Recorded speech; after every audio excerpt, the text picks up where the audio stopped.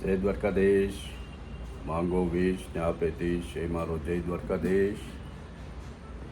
વંદે માતરમ. ભારત માતા કી જય. આપ બધા મજામાં હશો, હું પણ મજામાં. આજે છે 20 તારીખ 20/3/2024 અને આજે છે વર્લ્ડ ચકલી દિવસ.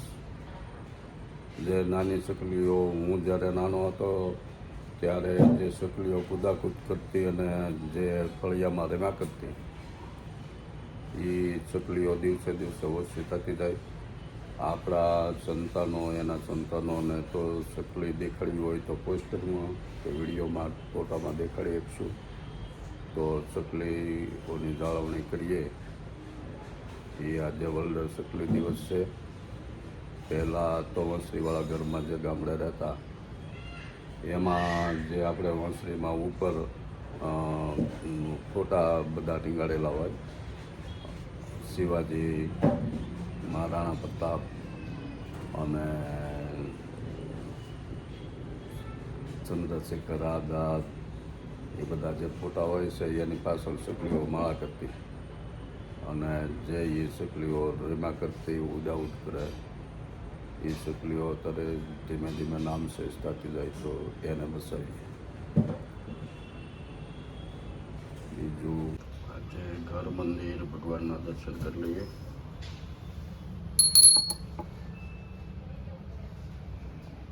માતા પિતાને પગે લાગીએ રોજ સવારે. જો આપણે તૈયાર થઈ જશે. હવે જવું છે નીચે. આવી ગયા રૂસ્તમબાગ સ્વામિનારાયણ ભગવાનના મંદિરે. ચાલો આપણે દર્શન કરાવું ભગવાનના. હું પણ ભગવાનના દર્શન કરું.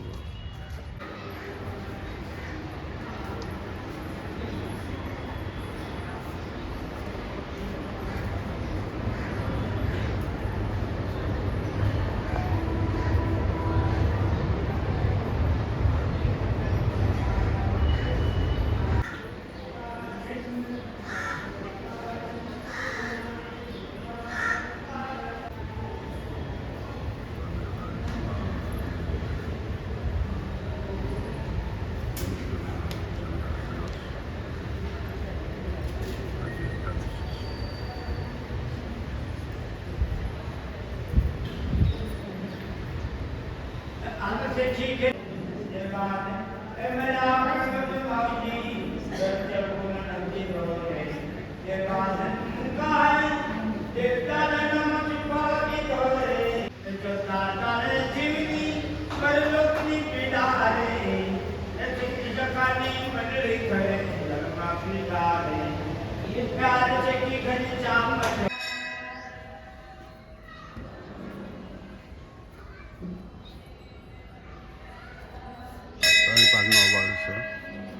આજે 3 પાનનો વડ છે.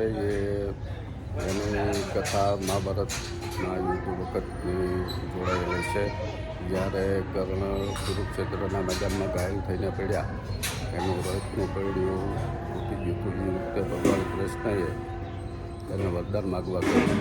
ત્યારે કર્ણએ કીધેલું કે મારો અગ્નિ સંસ્કાર જે કુંવારી જમીન હોય, કુંવારી જગ્યા, ત્યાં અગ્નિ સંસ્કાર કરજો.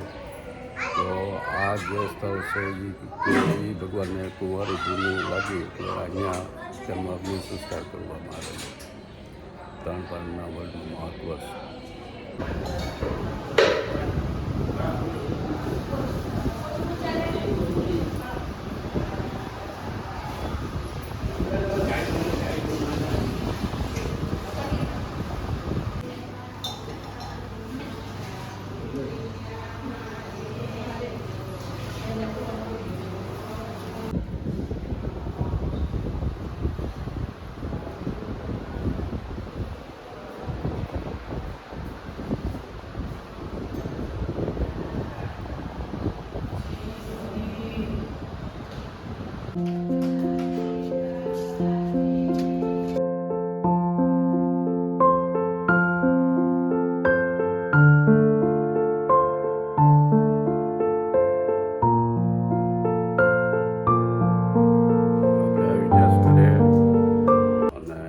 અત્યારે સાંજની રસોઈની તૈયારી હાલે છે.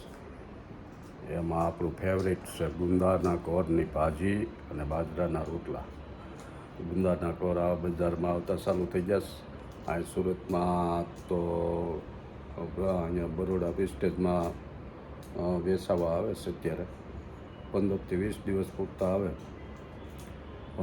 ગુંદાના કોરની ભાજી ખાવાની બહુ મજા આવે. આજે આપણે કઈ રીતે બનાવીએ એ પણ જોઈશું. તો ભાજી લાવ્યા સુધારે છે. આવી રીતે ઝીણી ઝીણી સુધારવાની. ઝીણ કૂણા પાંદડા કૂણા ડાંડલા બધું રહેવા દેવાનું.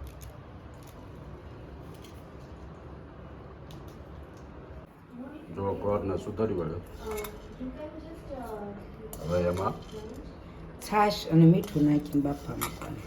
છાશ ને મીઠું નાખીને બાફવા મૂકી દેવાનું. હા,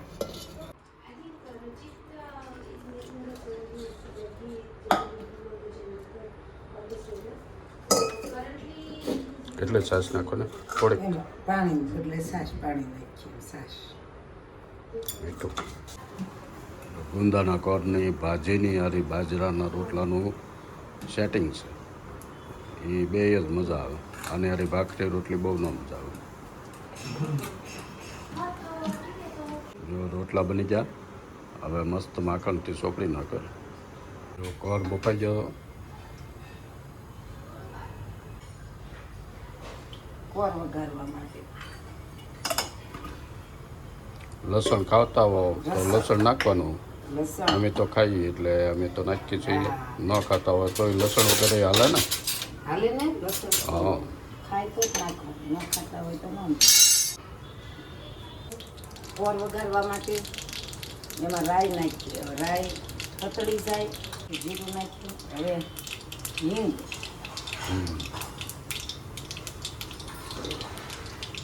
લસણ લસણ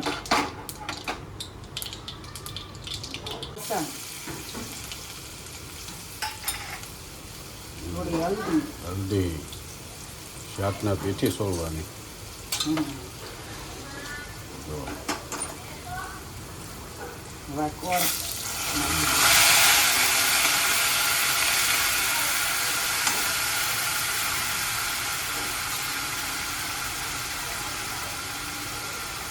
છાશમાં બાફો તો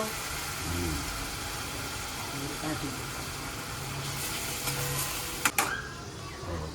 છાશમાં બાફ્યો એટલે કોરનો જે કાંઈ શેપ હોય ગુંદા રહ્યા એટલે એ નહીં પડતા. એટલે છાશમાં જ બાફવાનું. છાશ ને મીઠું.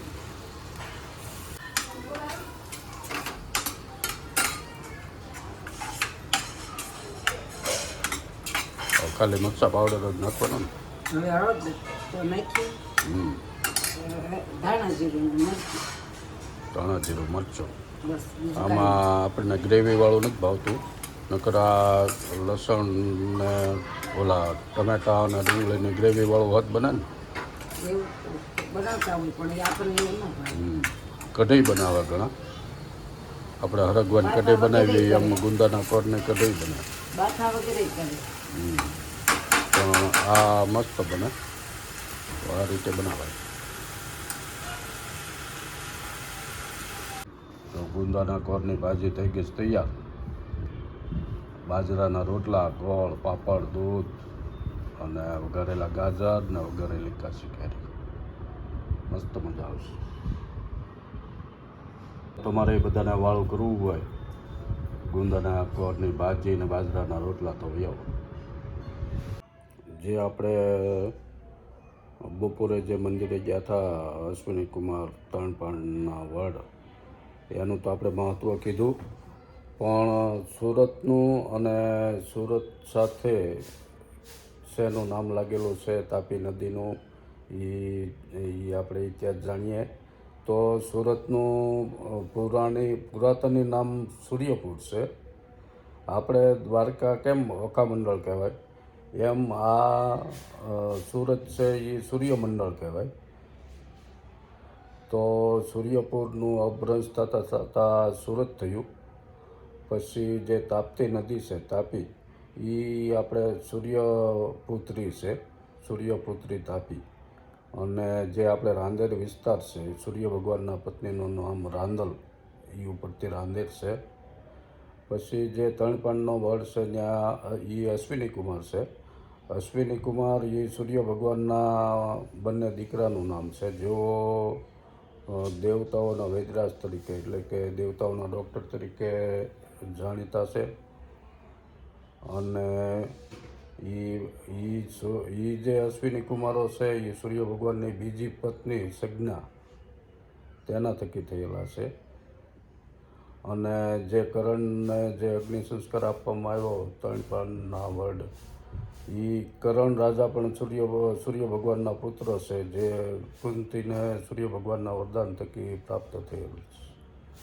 એટલે અને આમ ગણો તો આ આખું જે સૂર્યમંડળ એના ઉપરથી સુરત પડ્યું, અને સૂર્ય ભગવાન જે કાયમ તપતા રહે એમ સુરત પણ વિકાસના પંથે કાયમ તપતું રહેશે.